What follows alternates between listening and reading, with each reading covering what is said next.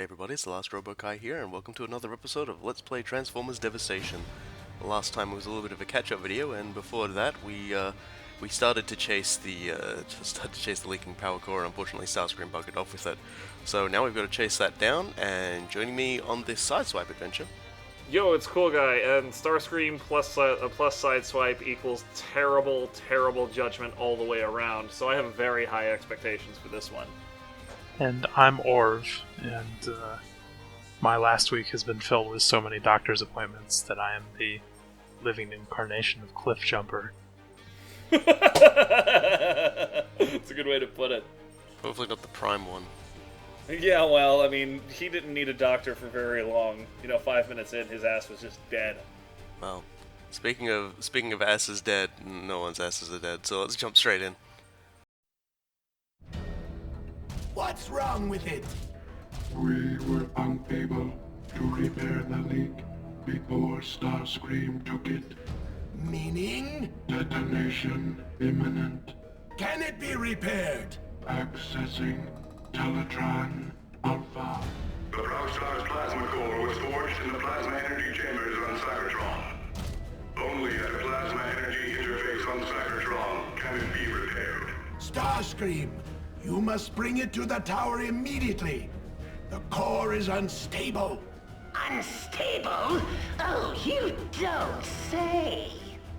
Starscream is taking the plasma core back to the city. We have no time to waste. That's why we're going to waste a lot of time. Welcome to the Starscream Bone Zone. You can't help but feel kind of sorry for Starscream this time around. He's Don't say. He sounded so sarcastic. yeah. He's got the worst gig in this entire show, and Megatron just keeps shitting on him for it every single second of the way. I mean, he keeps screwing it up worse, so I'm actually on Megatron's side for this one. Hey, so here is the last of the Seeker types of characters. It's still the Seeker. We'll call him the Seeker C, because that's what the model viewer calls him. These guys actually fly. They don't just fly around and not do anything. It's a miracle.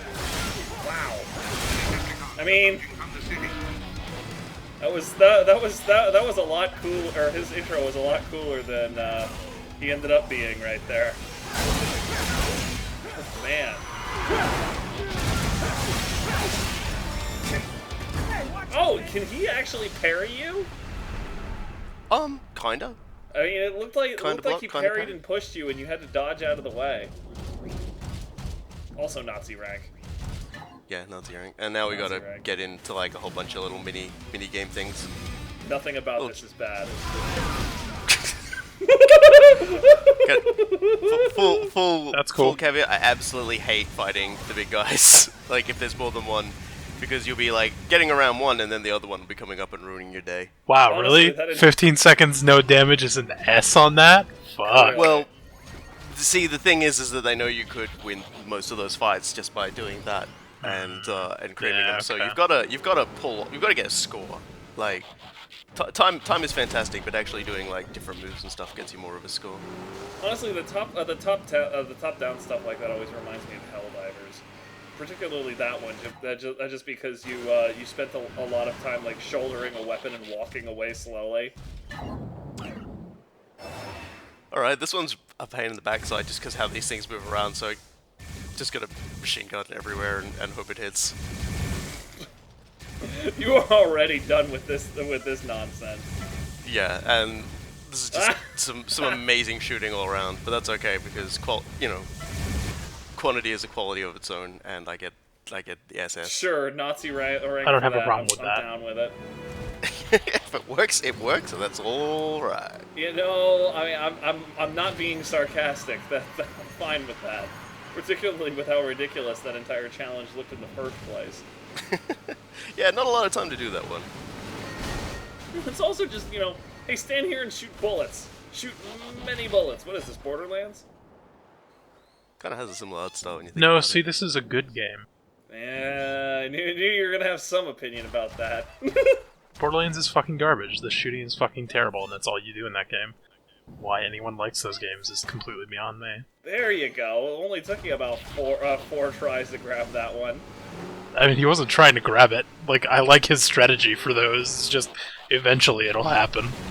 Yeah, you just want to make sure you're in the right position. Sometimes when it says you can pick it up, you can't actually pick it up, and you'll see the okay. character sort of does a little bit of motion and then just gives up.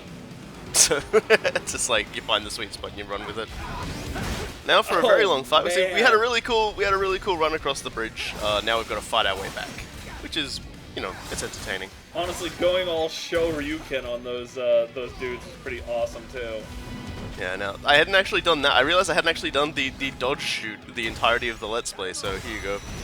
Man, I just made a Street Fighter reference, and now you're making me think of Max Payne.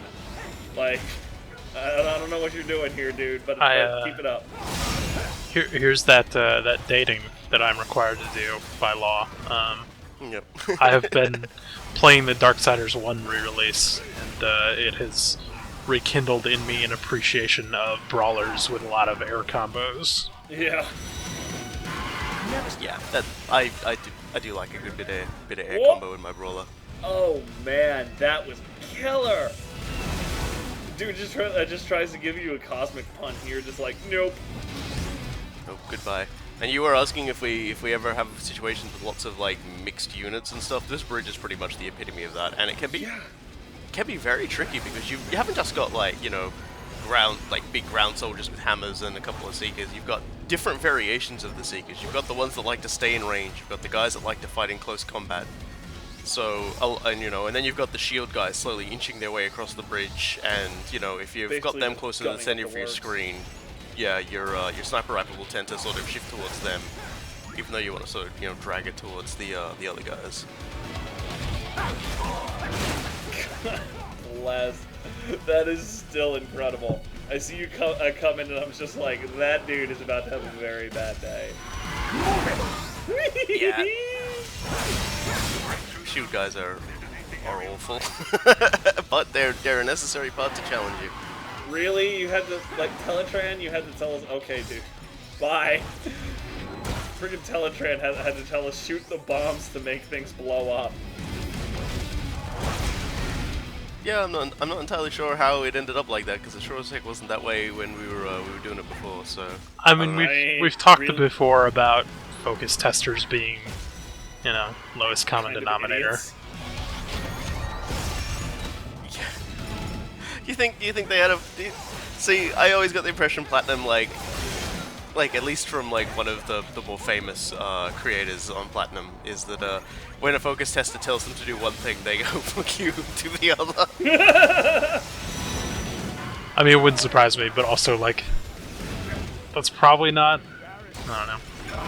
At some point, you have to wonder if like how many people are playing a Platinum game for their first video game, and there is something to be said for like the shared knowledge that we have as decades of video games now. That's just like unspoken. Like, you do this, the yellow paint on this thing indicates that that's where you go, and stuff like that.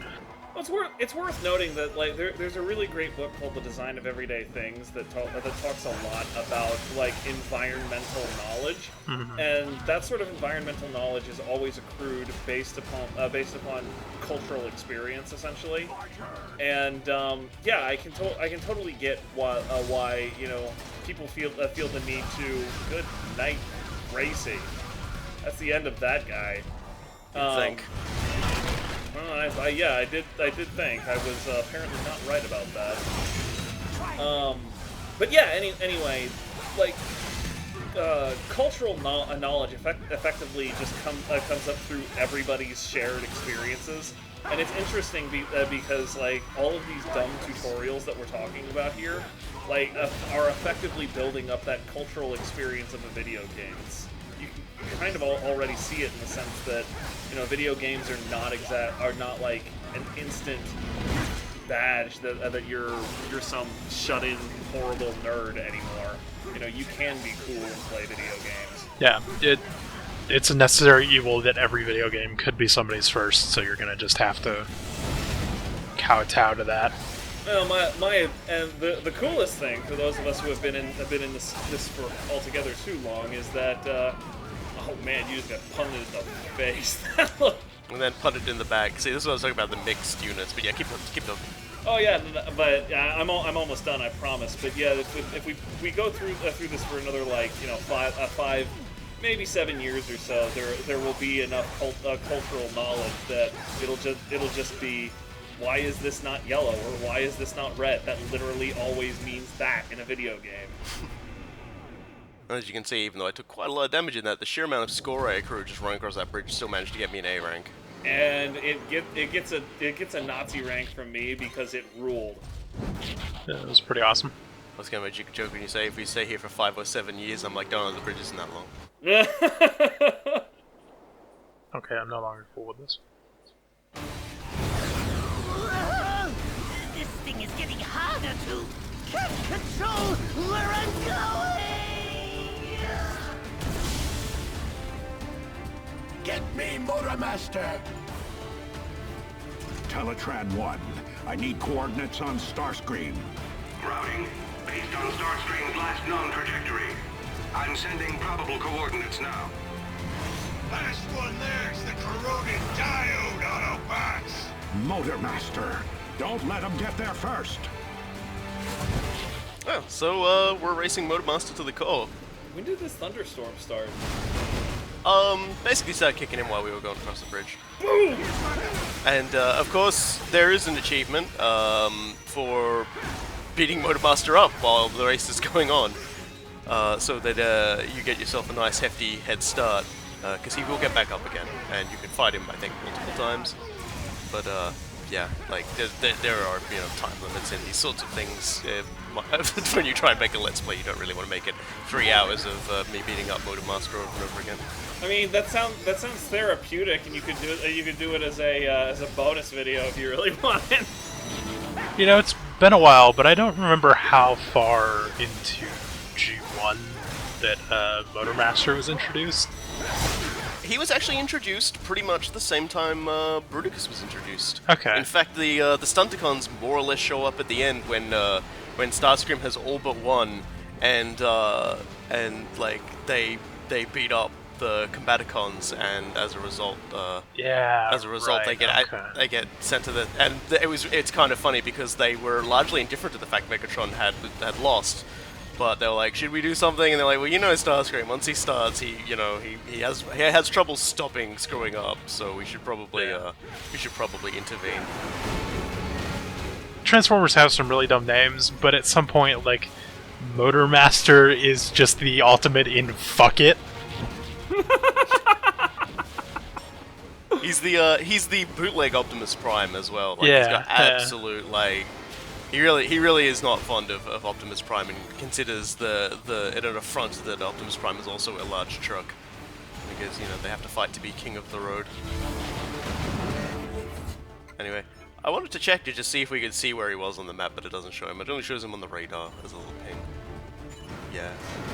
I'm really curious if we could we could just get Optimus and Motormaster as unlockable characters in big rigs over the road racing. It's time to fight Motormaster for real now. He's got a lot of cool sword ranged attacks where he'll just sort of wave it around and you'll get ranged attacks out of it, and they can be pretty nasty to get hit by. Kind of seems to fight like Raphael from the Soul Calibur series. Like when he was showing off, I thought for sure you had him, and then he just basically parried you and came right in. Yeah, so that's a nasty attack to get hit by. There it goes again. You might as well be yelling on guard as he does it. Yeah, he's a Slash Motormaster. He's a fun little mini boss. Yeah, this is cool. This is really cool. And he can do, like I said, he can do some things that can absolutely surprise you if you're not ready for him. He's got some very quick recovery. Yeah, quick recoveries, quick slashes, and then he does this. And yeah. Where did my health go? That's his F off move. Yeah. And then of course he throws these around, which will home in on you, but you can also like pretty much get free dodge focus. Yeah, he's got a giant sword laser. And then he wins. He just got punched in the face. That's rough. Right, whatever. That's why you have the auto repair kits. Yeah, I wanted to, you know, like looking at it, I could have just used my rockets to win it, but then we would have missed those extra attacks, so it's, you know, I don't mind. Also, Sideswipe gets to pose really awesomely. With the core leaking, I should be able to rig something together to get a directional fix on the plasma energy. Yeah, because we ended up where Starscream was, but apparently, you know, he didn't land where the plasma generator landed. Based on earlier readings of the core's power signature, I think we can track it now. We're doing one of these things where you gotta like go towards where the thingy is. Oh my god, it's hot and cold. Hot and cold, but we're going to ignore hot and cold, because there's lots of side missions to do, and if you do the side missions, you end up having to skirt around the point quite a lot to avoid activating the cutscene and finishing the episode. Bored. Please check the device's readings. Shut up, Teletran. Every so often, Teletran will be helpful and tell us we're doing the wrong thing. Air quotes helpful. Helpful is in the heaviest air quotes ever. Are they really in the air if they're heavy? Ugh. I like this side mission. This side mission has the best descriptor.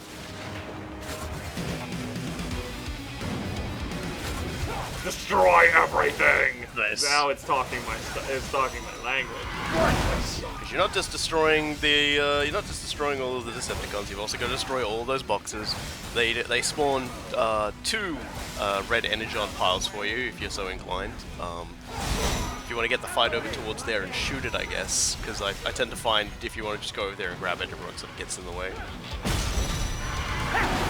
That rocket kick, I will never be tired of it. No, it's like the moves. Like we always said, like let Platinum just do the best moves, like the best animations for stuff. Effectively, what these guys think about every day is how can I make something that looks more awesome. And it shows. So, like they put a lot of thought into that. You know, you mentioned Soul Calibur a second ago. Yeah. And they're making a new MVC somehow. Really? Yeah, Marvel vs. Capcom Infinite.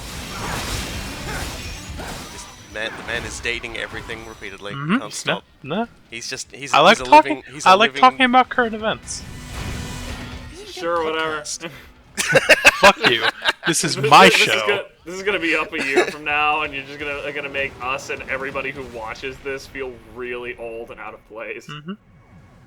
Well, to be fair, we're talking about Transformers Generation 1, you know, for like, you know, some of us, I think all of us watching it when it was originally broadcast, I don't think anyone could make us feel older.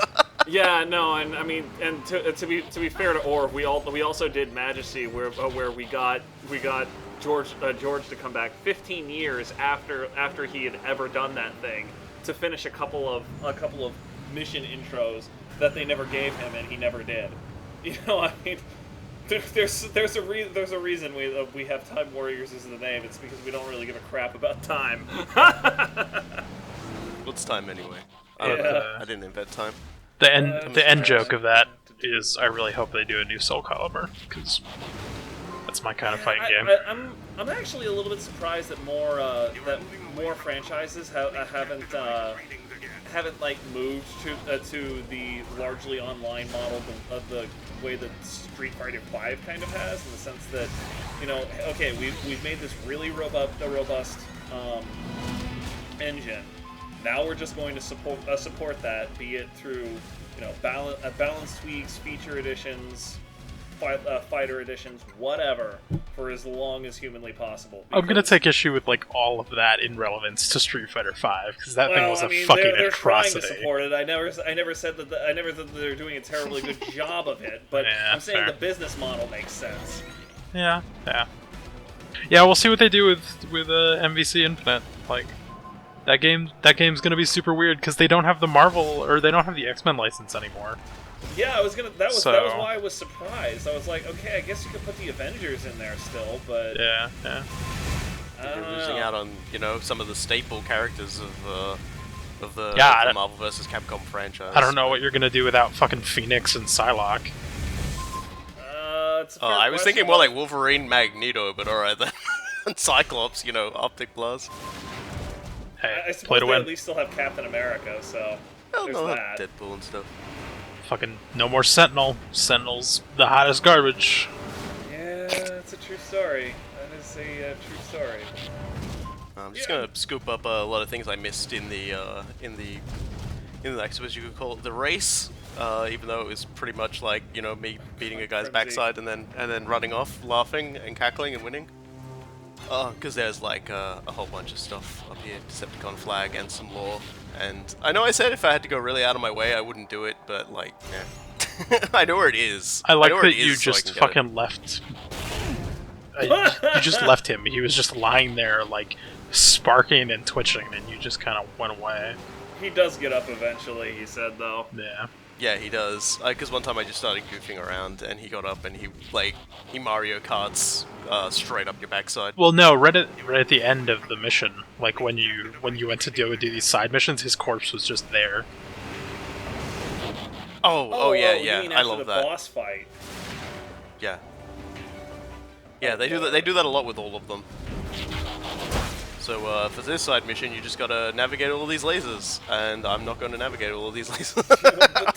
to be fair to you, this makes the Mission Impossible infiltration scenes look really simple. I like how you started in on that overdrive, and it seemed really unsure sort of whether or not for it a wanted to second let you ramp that yet. Yeah, when I was doing it, I was like, you bastards. And then it let me do it, and I was like, alright. I super ultra hate things with travel modes that give you challenges that knock you out of travel mode the moment you fuck up and basically cost you the thing. Like there's a bunch of action RPGs and stuff that do that, and it's just awful. Oh yeah, I don't know if you keep doing this on purpose, but every time you just like change direction almost instantly because you pop out of car form in one of those air jets, I like feel the whiplash. Yeah, Spike is dead. Spike is fucking murdered by G-forces. No, those well, hopefully that was the IDW Spike, because Spike that Spike's kind of a monster. Spike always sucks, like no matter which Spike he is. He tries though. He really tries. Again, one of the reasons Prime is great. No Spike. There is Miko, who kind of ends yeah. up doing There's much the same three thing. other shitty children, so. Miko is really the only one who's super annoying, and she stops doing stupid crap in season 2. Yeah, I watched like 2/3 of season 1 and gave up on it. Yeah, I just wanted to say I was looking at that because I was wondering if there was an item. Yeah, for this one we've got to carry an edge on cube to the goal through the lasers. Zap. Which, remember they explode. Yeah. Yes. This is like the worst game of hot potato. Yeah, I can kind of dig it though. I like the concept and they do well on it. I like the audacity of this. Yeah, it's pretty mean. Sadly, you just can't get enough air off of that to get through that. I'm sure that was the point, considering that there's all of these lasers down here. Yeah, there's on all the references in the in this game, there's actually a reference to Sparkplug, Spike's father, who is he's like, I think it's his garage or something else. But basically, it's in it's one of the billboards that you can see around the place. There's also one for macadam's oil, whatever it is, which is like it's like a regular hangout where Decepticons and Autobots go to drink. It's like safe ground because beer. Yeah, I was gonna say I. All right then. I seem to remember a lot of that stuff, and like when I was watching it when I was a little kid, I didn't realize exactly how awesome that was. I was just like, okay, yeah, sure, that makes sense. I just sort of accepted it at face value, and it was just like, everybody's just here to get drunk. I'll beat your brains out when I see you tomorrow on the street. I'm like, okay. So there we go. I assume toss down detonates it, and set down doesn't. Well, toss down is when I throw it, and it doesn't really detonate unless it hits something. Well, like, there's a separate throw button. Is my issue. No, maybe there is. Maybe I don't know. There are a lot of buttons. Like whenever I pick stuff up, I can never remember the buttons for it because I so very rarely use it. I usually end up accidentally setting things down rather than throwing them. Oh lord! And yay! It's time for Spawn another you kick into goal. one. That's shitty. Everything just explodes from the get-go. So we just gotta navigate this madness. Look, taking damage to save time. Yeah, I was gonna say, did you just damage boost? I'm the best. I see nothing wrong with anything you've got going on here. Here at Summer Games Done Quick. They avoided this completely. This is a side mission. It doesn't add time. Like, you know, it just adds time. Yeah, I can't imagine they did any side missions as part of that particular speed run. I'll talk about what they did when they ran this game, actually, because it was quite amazing. There is I suppose you could call it a bug, referring to ranged weapons, in that the switching ranged weapons resets the shot charge for it. So you could basically equip like 3 high-powered sniper rifles and just flick the directional pad rapidly while hitting the lock, and it, like when he was shooting the guy, because as I said in the previous video, the fellow who did it, he had functional use of one of his hands. He did a lot of like sort of claw stuff with his hands, so that he was constantly locking on things, but at the same time with his, you know, he was also constantly changing weapons. So he was using a lot of really powerful guns and just like flicking it so quickly and firing so quickly that he was shooting just a multitude of shots at once and just trashing everything. It was very impressive to watch. Yeah, that kind of sounds humbling, awesome. in fact. That's basically like the what's the word I'm looking for? The old reload trick that affected a lot of old FPSs. Nicely done. Yeah, I would have screwed that up about 4 or 5 times before I finally managed to land that slam. Well done. Yeah, and you know the mystery object isn't actually as hard to get as you might think. So we're still on top of all of them, which is nice. Because normally playing it, I haven't actually ever bothered to get all of these. So I just decided, why not? I'll get them all. They're important letters. They spell out a word. Transfo. Yeah, I can't imagine what that could possibly spell out at this point. It's gonna be really hard to run that into the ground whenever like down to the last 2 letters, aren't it? Well, I mean, trickle down transforonomics. I can try to put to like mimic a Wheel of Fortune sort of thing in here, but I don't think anybody wants that. Good I don't have a things. Vanna White. Yeah, sorry. This wasn't a very well routed episode. I remembered that I was something I missed, and that was a little bit of lore. So we're gonna go get that because I have to collect all the lore because I got posted in the something awful thread for it. And for whatever reason, these guys are just hanging out here bombing everything. I don't know. It's a living, I suppose. Yeah, it's a bad idea to stand on this just how side and they actually do. bother them. Yeah, I don't know. Decepticons just hanging out, spitting on things. See, if you stand here, they can't actually hear you. You can just stand here and shoot them all. Wow. Okay. So naturally I will, because obsessive compulsive behavior. I can't leave a room until I've killed every single Insecticon inside of it. I mean, I can definitely relate to that. My brain is still locked up at the idea of watching those guys just be like, oh, getting shot. Maybe I shouldn't do something about it. Well, to be fair, they are Insecticons. And they're like, you know, mass-produced, cloned Insecticons that don't have a will of their own, so maybe with the... not like the actually good Insecticons. Good being relative, in the fact that they were basically just like the worst things in existence. Oh, I meant good in terms of quality. Well, I don't know, that was arguable too. The crack in that casing is getting bigger. I think I can patch the leak temporarily, if I can just get to it. We do not have time. We better make time. Plasma energy is unpredictable. It could explode, cause gravitational rifts, warp a wormhole into existence. Open the case and patch the core. We will hold off any foes. This could kill everybody if we don't do something about it. Well, okay, fine. We gotta protect the Wheeljack now. I imagine it would be a different character. Oh, you actually get the entire squad in on this one. Yes! This is going to be one of several times that the entire squad is hanging out together and doing stuff. These are some of my favorite fights. What happens if you're Wheeljack here? Does it just like make you off? I would assume it puts somebody else in position to do it, which is a little weird, but whatever. Wheeljack has regenerating health, so you don't have to worry too much about him. Some guys will really like bash the crud out of him, and I think he doesn't. You don't lose if he gets knocked down. I'm pretty sure you can just pick him back up again. It just means that the fight takes longer. Which is bad in a Platinum game. That's worse than Wheeljack dying, is taking longer. Yeah, I can deal with. Yeah, I can go with that. I mean, it's not like he's not going to do it anyway later anyway. Dying, I mean. He doesn't put his faith in those sorts of hocus pocus things. Yeah, I wouldn't trust Wheeljack within a mile of that goddamn thing. Well, you know what? Let's get Grimlock to fix it. Yeah? Yeah, sure. I mean, he'd probably just gnaw at it a little bit, and any horrible plasma energy would just go straight down his throat. Reminder that Grimlock once was the only hope in saving the universe from a thing that eats energy, and he did it by just flicking a random switch on a board.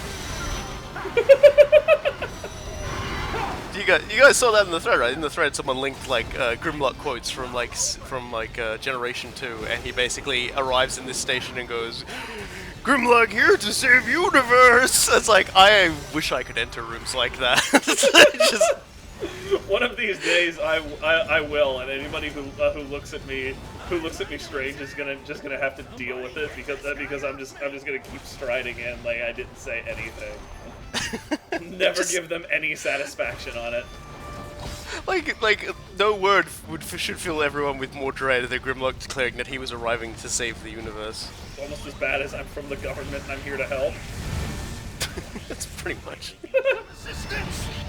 Oh, it's just a little explosion, Wheeljack. You're fine.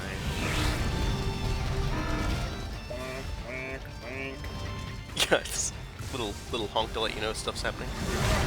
And they will sometimes just go straight for Wheeljack and start annihilating him, which is mean and unfair. Help! Yeah. God forbid. Well, you know what? You're getting hit in the head with a hammer. I would imagine that it could have been a lot worse, all things considered. Get a lot of mileage out of that. Given how easily people get iced in G1, he should stop complaining. Yeah, he took a fair bit of beating there.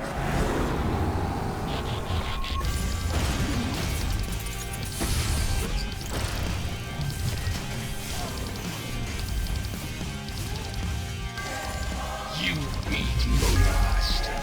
Now, see if you can beat me. Power Rangers. Yeah, it's time for Menasor, who, if you notice in his transformation, and that's legitimately how it does, it's just, for some reason, Motormaster just gets larger and bolts the rest of the Stunticons onto himself. I'm not entirely sure how that makes him bigger, but, Very whatever. carefully. Breaking very the careful. law of conservation of mass is a time-honored tradition in Transformers, and I will not hear any of you impugn it. Talking about his moveset, he's not too dissimilar from Devastator. A lot of his sword attacks have energy arcs to them. He will still do a few of the Motormaster things where he does, obviously, on larger scales, where he slams the sword down and there's arcs out and he lets out the little balls of energy and stuff like that. We saw his move where the Stunticons all disassemble and drive at you and then reassemble, which I think is really cool. The Stunticons, aside from Motormaster, don't get any lines, but at least they get acknowledged for the fact that they are pretty cool.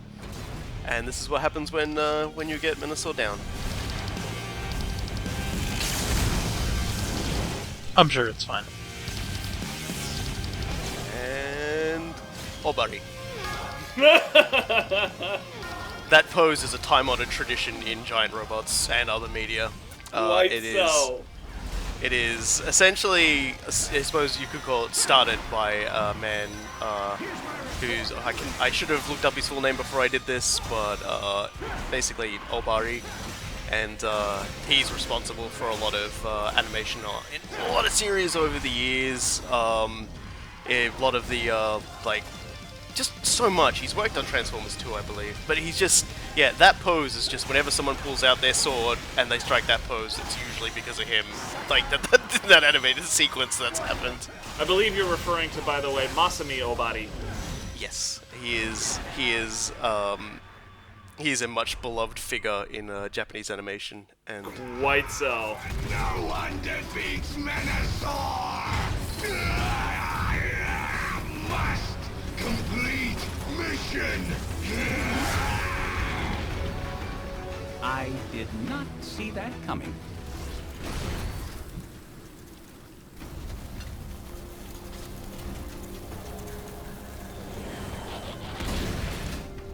Oh, Starscream! You survived. Everyone into the space bridge!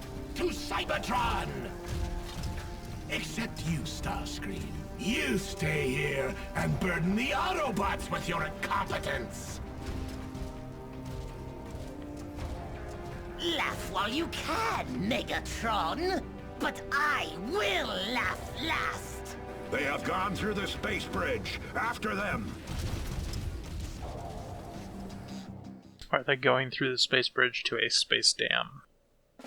No, they are going to a very familiar place. Yeah. So that's and that's in the next episode. I was gonna say Menasor also has a whole host of other attacks. He pulls out a gun and shoots it, which he didn't do in this particular incarnation. But we will see Menasor again. Of course, we will see Menasor again. Platinum always ends these things with boss rushes, and so you know he'll turn up. Uh-huh. Everyone will turn up except Starscream. Yeah, of course not.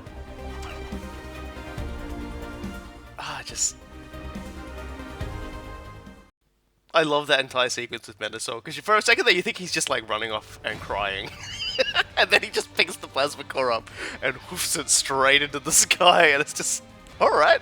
Okay, I'm gonna then, be honest you know. with you, that's exactly what I thought he was doing. I thought he was gonna go, no one beats Menasor, and then just run off crying, like basically taking the old orc idea. So if you run away, because you can come back later for another go, so it doesn't. I don't.